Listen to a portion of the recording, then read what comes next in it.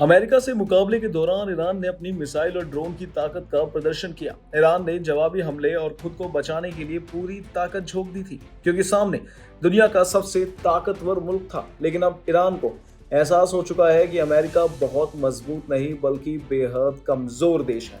यही वजह है कि ईरान का डिफेंस मोड अब ऑफ कर दिया गया है और अब वह बेहद आक्रामक है और अमेरिका को सबक सिखाने की ठान भी चुका है।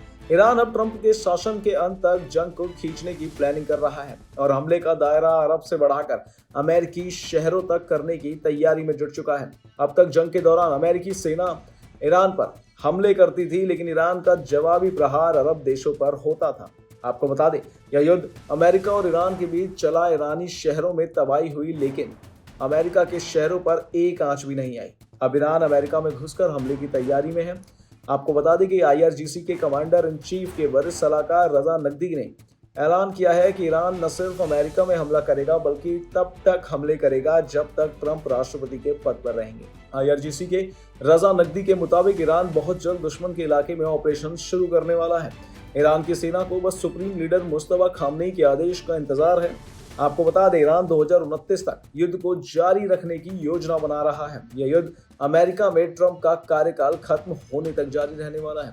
लेकिन इन सबके बीच में अब सवाल है कि अमेरिका में हमले के लिए ईरान कौन सी मिसाइल का इस्तेमाल करेगा, कौन सा ईरानी ड्रोन अमेरिका तक पहुंचेगा। क्या ईरान के पास कोई ऐसा ड्रोन या मिसाइल है जो अमेरिका तक जाकर धमाके कर सकता है? जवाब है नहीं। आपको बता दें, ईरान के इस प्लान की भनक अमेरिका को भी है। अमेरिकी खुफिया एजेंसी FBI हाई अलर्ट पर है। US का गृह सुरक्षा विभाग DHS भी सतर्क है।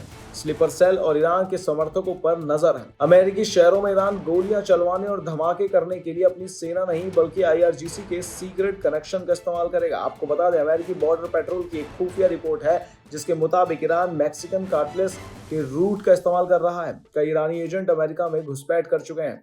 हालांकि ऐसा पहली बार नहीं है जब ईरान ने ऐसा कोई प्लान तैयार किया हो।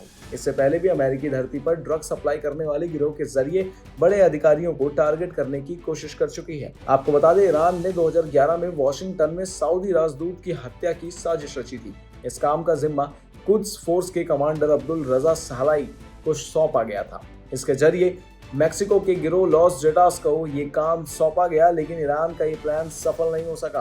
अब ईरान इस नेटवर्क को बहुत मजबूत कर चुका है क्योंकि वह खुद तस्करी में मोटी कमाई करता है। रिपोर्ट्स की माने तो ईरान ने 2011 में मिशन फेल होने के बाद मैक्सिकन ड्रग गिरोह में अपनी पैठ काफी बढ़ा ली है, जिसमें मैक्सिको का सिनोलोआ गिरोह भी शामिल है।